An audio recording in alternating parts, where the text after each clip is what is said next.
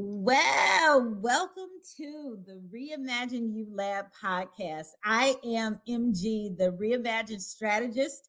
And as you know, we are always jumping in and when you come into the lab, you just never know, what are we creating? What are we talking about today? What type of change has happened to our guest or with our guest?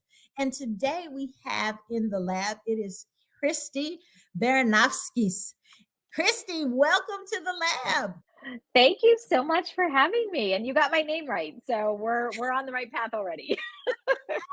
I'm so glad about that. I like to make sure that I get it right. So thank you. I think I'm glad. I'm so glad about that. Well, Kristy, I am so glad that you are here. And I am one of those folks, and I didn't tell you this before we got started, but I always like to go a little bit beyond the bio. Non-traditional is the type of Yep. person that I am.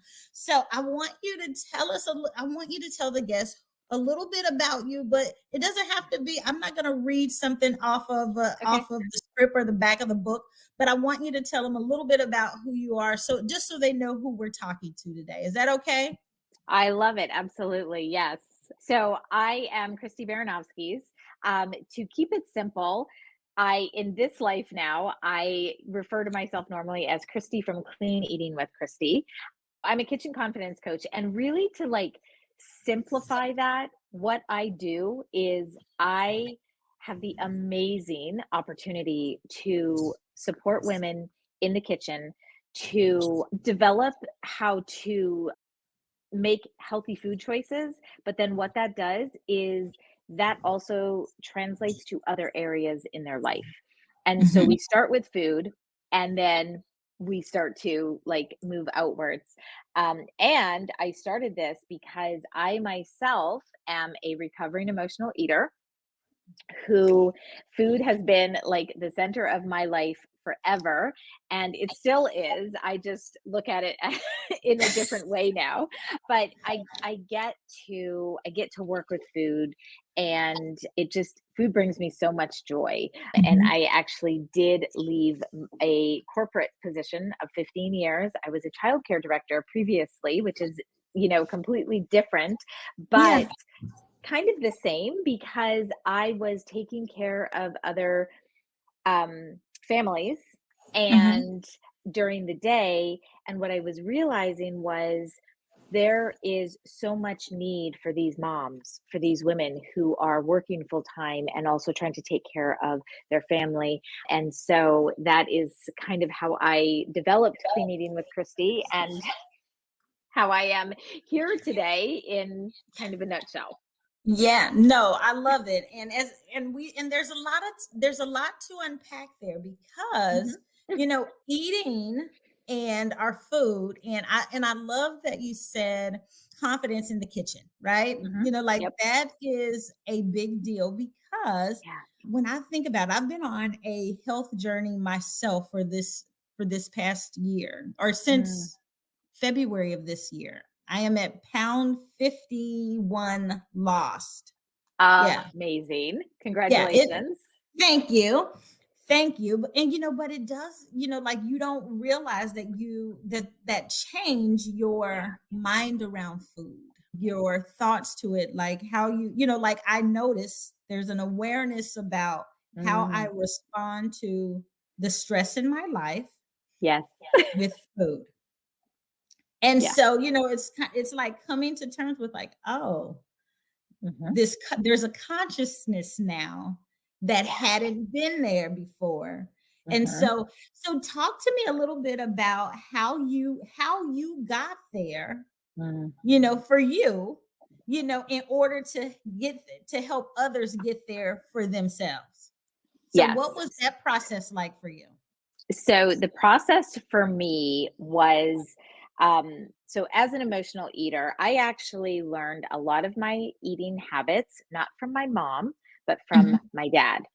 Okay. And he is an emotional eater. He still is an emotional eater to this day. And Mhm. what I learned was, food makes you happy, right? In Mhm. all circumstances. So we did not talk about a lot of difficult things in our family because Mhm. we tried to avoid conflict at all costs. But what we Mhm. did instead was we ate, because when you Yeah. eat, you're happy, your mouth is full, you're not going to talk about things that are, going to create conflict. So that's how I learned how to deal with Mhm. difficult situations in my life, was by food. And so Right. So hang I on. So before we yeah, before we go there, so is that how psychologists define or emotional eating? Like just to take it back a level, mhm. is you give us the definition that you tell people is the definition of emotional eating.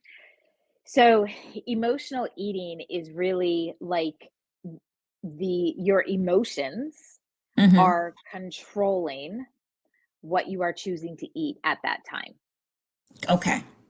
right? When your So emotions help you, when your emotions determine yes, what you eat at a specific time. correct. Whether you are hungry or not, um, Mhm. that is that's like the layman's Yeah. definition so that we can Okay. understand it. Okay. So I was married at 20, Uh-huh. very young age, and I it was a toxic marriage, and there was just so much dysfunction in it. And my coping mechanism at that time was eating. Mhm. So what I did was I Okay. would eat. So I filled the void of love in my life with food, because that's how Mhm. I always did it before. And the marriage did not last. I was a single mom by the age of 28. And when I was 30, so this is the aha moment. We all have that moment where, like, we draw the line in the sand and Mhm. we say, Mhm. "This is it. Enough is enough. I do not go further." So Yeah. 20 years ago, when I turned 30, I so no cell phones, right? Like, social media was so different. We had to pay to get our pictures developed, all of the things. So I was Right. visiting my brother, and I remember the picture coming back on my 30th birthday, me standing on the balcony next to him. And I looked at that picture and I did not recognize the girl standing on the balcony. Mm, mm. I did not know who she was. That was Yeah. not me. And that was the moment where I said, that's it. Right? I don't like this. I didn't know what that meant. Had I Uh-huh. known what that meant, I probably would not have, like, made such a draw in the sand. Um, Mhm. but that was it. I knew I needed to be something more for my daughter. I knew Mhm. I needed to be something more for me. Mhm. And I knew it had to start with food, because food was my vehicle. Food was the thing Mhm. that, just kind of like pushed me over the edge. And I remember So even yeah, go oh, ahead. no, go ahead. No, go ahead. Well, it's interesting because I remember asking my dad at that time. I was like, "Hey dad, I'm going to make a change. Like, this is what I want to do. I need to lose weight. I was about 60 pounds overweight. I need to lose weight. Do you want to do it with me?" And I Mhm. remember asking him that question, and he was Mhm. like, "No, Christy, I'm good. I'm okay. I don't want to." Yeah. And that then even, like, made me go so much further, right? Because then I was determined and I was like, "Okay, I am doing this, and I am doing this because I want to do this. I wanna feel better. I wanna be better." There was just so much wrapped into that. So that was that moment where I was like, "That's it. Enough is enough. Here we go." Yeah. No, no, I totally understand that. And I think for like you, because I think for me, like for those who might be listening, like you had a moment, you seen a picture of Mhm. yourself that you didn't like the reflection of what you saw. Right. And for me, I have been yo-yo diet. I've tried every diet known to Nutrisystem, Weight Watchers. I would have done Slim for Life. It just was way too expensive when you're raising kids. Right. I had tried what are those shakes that the protein shakes that you can Yes. take? I've tried a lot of different things and just nothing seemed to be working. And I couldn't stay consistent with it. I got tired of the Mm. taste of it or whatever it required. And then this year I was like, you know what? I just want to be and look and feel different. And Mm. can I do, I know that I can do it. I've seen, like, you walk past all the Women's Day magazines at the Right. grocery store, and so and so has lost 100 pounds, and so's lost 75 pounds, and so's lost, and they've just Mhm. walked and they've just had water or whatever it was. And I said, you know what? I don't care what it was. That I had even gotten to the place where I was like, you know what? Just I'm gonna go. I'm gonna do a surgery. Give me some of the pills that they're taking. Yeah. And the doctor that I had was like, Michelle, if you want to lose weight, I will help you, but I will not to give you the phone number or tell you to go and have a surgery or Mhm. give you any pills to make you do it. If you're willing to do it, I can help you, but it is diet and it is Mhm. exercise. And so, yeah, so I totally get it though. When you say, hey, I want to do something different, and that you draw that line in the sand. And when you do that, it makes a Yeah. difference. But it's the Yeah. mindset. You've made a shift here first, Mhm. and you're going to do whatever it takes to make those changes And make them stick, right? and Because make them stick. Yep. I saw my dad. It was more Weight Watchers for him, but it Hmm. was like a constant yo-yo for him, like up and down. He would lose the weight, he would get really thin, and then he'd gain the weight back again, right? And so that's what I saw, and that's what I did too. Yeah. I was on the Atkins diet, like my mom put me on Yep. the Atkins diet, and like walking, I made up my own diets, the rice diet, like I ate rice. That was it. Because I loved rice so much, I ate rice like 3 times a day. Like that was going to do something for me. I don't know, but Hey, we're you just willing to try it, right? you're willing to try it, but I think I like what you said was that, and I think this is really where my what I love so much about what I do is that I realized when I was doing, like, trying all of the things, right? Mhm. I get bored very easily. Mhm. And because I like to eat, I grew up with flavor. I grew up with Mhm. food. And Yep. so for me, when I got bored, that was a dangerous place for me to Yes. be because then I Mhm. would go all the way back Yep. and like just binge, right? And like Yep. do all of the things. So what I Mhm. do now is I cook with flavor, and I will never ever, I tell the women that I work with and in all of my programs, you will never be bored of food because I am not going to just give you a meal plan. I can't even just follow a meal plan, the same thing every day for 5 days, right? Right. That's not how it works for me. And so it has to be something fun. It has to be exciting. There has to be joy in food. Yeah. And that's really the center of what it is. Like there has to be joy in food. You have to love it. We don't want it to be a chore to eat. We want Right. it to be enjoyable and trying new flavors and introducing our family to new flavors and you know just doing all those things. So I really like what you said about, and I think that's where a lot of people get stuck is, Mhm. well, this is what I'm doing. I'm going to do Slim Fast or whatever it is Mhm. for 6 weeks. I'm going to lose the weight, but then you get bored of it. And then what happens, right? There's always that Stop. like, well, then what, Mhm. right? Instead of Yeah. it being just something that you can enjoy and you can live with and it's sustainable and it's a lifestyle. Style. And when we have children in our lives, they are watching us. They are. And they are observing every little thing that we are doing. And if we are separating our food and, well, this is mommy's food, this is mommy's shake for dinner tonight, and then this is what you guys are having, that's what they grow up knowing. Right. Yeah, And and it's only for them. It's only for mommy. It's not for me. exactly, right?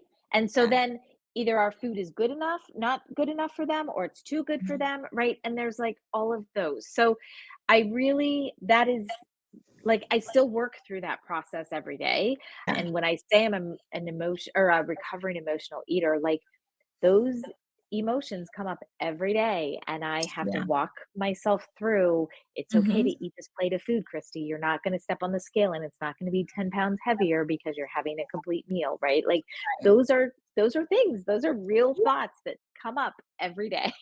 Yeah. No doubt. You know what? And I think that's important because people have to understand, and and that's why we have these conversations, because hey, we're real people that have decided, hey, we're going to do something different, and we live past doing the something different, and we live past that doing something different every day. Yeah. And we're here to tell you that, hey, you can do it, and every Yes, day it's a decision that has to be made. it is. It Every is. day is a decision that has to be made. So, Christy, so now part of this too, so like this coaching, moving into a coaching career from being a child care director, that's a whole thing too, right? Like that's Yep. a whole, hey, you're used to getting up and going, and someone's going to pay you at the Yes. end of every 2 weeks or at the end of the month. You're going Mhm. to know that, hey, I've got a deposit that's going to be there and it's going to take care of me. So now you're taking care of, you're helping people to know how to deal with their emotions around food, and create this, this new way of even living and kind of taking care of yourself. How was that for a process? Because I know that sometimes people, when you make a shift like that, walk Mhm. us through what that was like for you, because that would drive you to eat, possibly. You know what I mean? Like Oh, that's yes. an Yes. emotional thing that you're going through there. So what was that like? Yeah, so it's interesting because I actually like, just kind of, like, prior to a year prior to me leaving, I actually secretly enrolled in a health coaching certification program through New York City, and because I didn't know, like, I knew that I wanted, when you just have that gut feeling, like, you wanted something more for your life, but you didn't know what?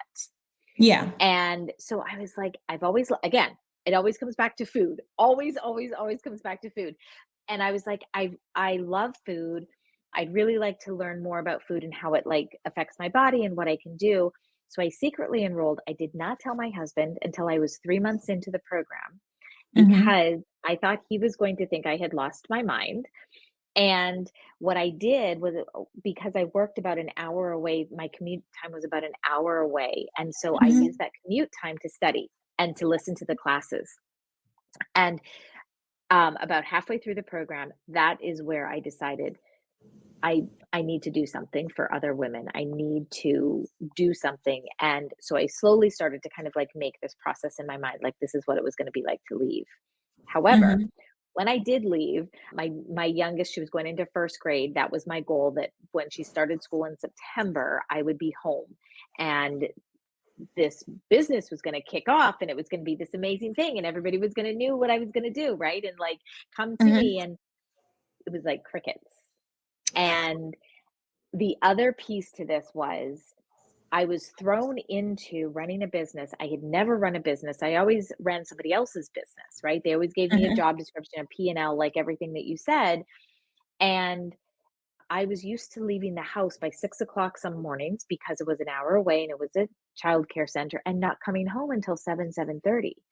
Yeah. And I found myself, it almost took me about 3 months to detox from that schedule. There were Yeah. some days where I just sat curled up on my sofa with a blanket because I didn't know what to do. Like I didn't have, there wasn't that constant, like, you know, this is what we need, Christy. Check Like my this is the email. Yeah, decision, like yeah. Mhm. all of those things. And so slowly, then that's where, I had to like make my programs and figure out what I was going to do. But the first like 6 months were really, really hard. And Mhm. when there was no income coming in, that was like my savings. That was it, because I had banked on me being able to just like jump right into this, not knowing all of the other things that had happened, not to mention that was about 6 months before COVID hit. Oh, So, yeah.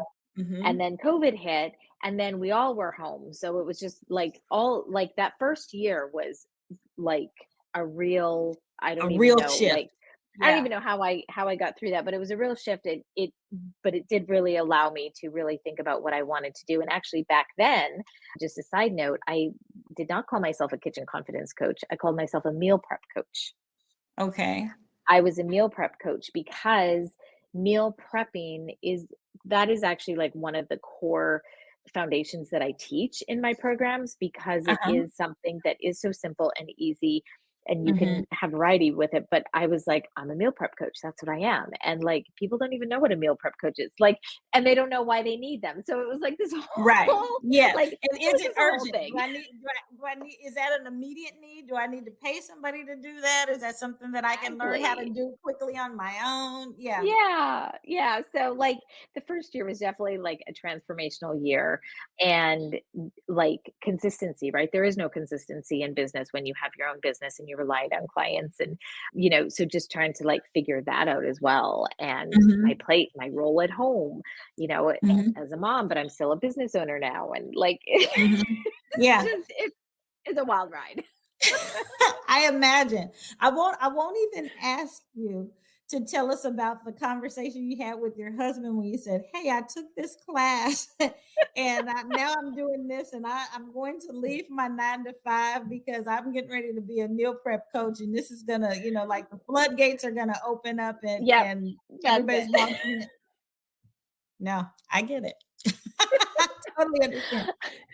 Now remember listening audience when you are listening to this, like we in the lab, the reason we call this the Reimagine You lab is because you test things. Mhm. And you try things. You have a hypothesis in a lab that you come in and you mix things up and you test and you figure out whether or not they work. And sometimes you blow some stuff up. If you've ever been in a science lab, you blow some stuff up. Sometimes some things don't mix and necessarily work together quite well. Oil and That's water a still don't mix. We've been trying to mix them for years and they still don't mix together very well. I know, that's a really great analogy, actually, like, a really great analogy, and one that we have to give ourselves grace to do more because it's very difficult, right, when you're looking at what other people are doing Mhm. and thinking, "Well, I should be doing that," and there's a lot of that as business owners, we have to kind of overcome and get Yeah. through, and we have to trust ourselves. I've learned this year a lot to trust myself Oh yeah. and trust what I do Mhm. and just go like continue with it. Just continue it because there is fruit. There is fruit. Yeah. It's there. Absolutely. Absolutely. Yeah. You know what? I got a phrase this year that I am standing on, and it is intentional trust becomes. And sometimes that Oh. intentional trust becomes peace, it becomes, income, it becomes Mhm. perseverance, it becomes the grit that you need to keep it. It's going to become whatever it needs to be eventually. You know what I mean? Mhm. But you've got to trust that what you are doing, if you believe in it, you've got to trust that, hey, if I work this thing, if I Yeah. take those lessons learned, and that's why we bring folks into this type of a space and have these type of conversations to let people know. Number one, don't not do anything because Yes. because you think that that's the answer. That's not the answer. It's do something, I know. take an action, take a step, do that. It's going to lead you somewhere. Don't stay stuck. Yeah. Like that was the heart of where this whole idea for a podcast even came up. And I so love it. that's why we are here and we talk about these things because and whatever it is, I always like to encourage people, don't be afraid. Mhm. Change is always good. It's going to, something's going to come of it. You are going to change. A lot of times, even whether you like it or not, like we grow Yeah. hair, right? At some point in time, this hair is going to could potentially go gray. Now I can go change it, even if I have to go and buy a box of brown on a shelf. I can change it back. Right. But as long as we're alive and we are not in the ground, Mhm, things about us is going to change. But there's things mhm. that we can do to change along with it. Our lives can change at any point in time. So we just Yeah, have to reimagine. So, Kristy. So, I love Kristy, it. before we get out of here, I tell you, the time always seems to go by so I know. quickly. We leave it. But before we get out of here, what would you say? I always like to, well, first of all, I want to make sure that people know how to get in contact with you because confidence in the kitchen, I think everybody needs that. Yeah. Everybody needs it. So, how do people get in contact with you? And we'll make sure that we drop them in the show notes as well. Yeah, so I Instagram is my jam, Okay. and you can find me on Instagram, and it's Clean Eating with Kristy. It's Kristy with a K and Clean with a K. So that's what it is, Clean Eating with Kristy. And that's also my website too. So cleaneatingwithkristy.com. And I do have a list of my programs on there. You can message me on Instagram. You can send me an email on my website too. But I'm an open book. I like people to know that, and like ask questions if you see something, or you have questions. Ask, because that is how you are going to learn, and that is how you're going to find the answers. And I'm here if I can help you. I 100% will. Absolutely. Oh, I absolutely love that. All right. So before we get out of here, what is the best piece of advice that you would give Mm. anybody if they are ready to step in, make change around their confidence with food? What's your recommendation? What's your best piece of advice? My best piece of advice is that to give yourself grace and Mm, allow yourself to make mistakes. However, don't use grace as the excuse either. yeah, But that's good. give yourself grace, because you're going to need it, and there's so much beauty on the other side of where you imagine yourself being, and it is a process. I'm 20 years in this process, and I'm still growing, I'm still learning, and I still am so surprised every single day. So it doesn't stop, and it's a wonderful, wonderful process. Yay. Kristy, it has been a pleasure having you on today. Thank you so much for being available and joining us. Thank Ah, you, it was great, it was awesome, I loved it. thank you. All right, friends. Well, thank you guys for tuning in to the Reimagine You Lab podcast with myself, MG, the Reimagine strategist. And if you have not already, make sure you hit that bell so that you can subscribe and get the notification anytime a new podcast release. You know, we're here releasing a new show every Friday, and you don't know who's going to be here. So you've got to tune in. And if you liked what you heard, make sure that you reach out to our guest, Kristy Baranovskis, or make sure that you share this podcast with a friend. Hey, we all can use a little help and a little bit more confidence inside the kitchen. And I am so glad that you tuned in with us today. Glad to have had you here. I look forward to having you with us next week. And until then, have a great and a wonderful day. And don't be afraid to change. We'll see you next time.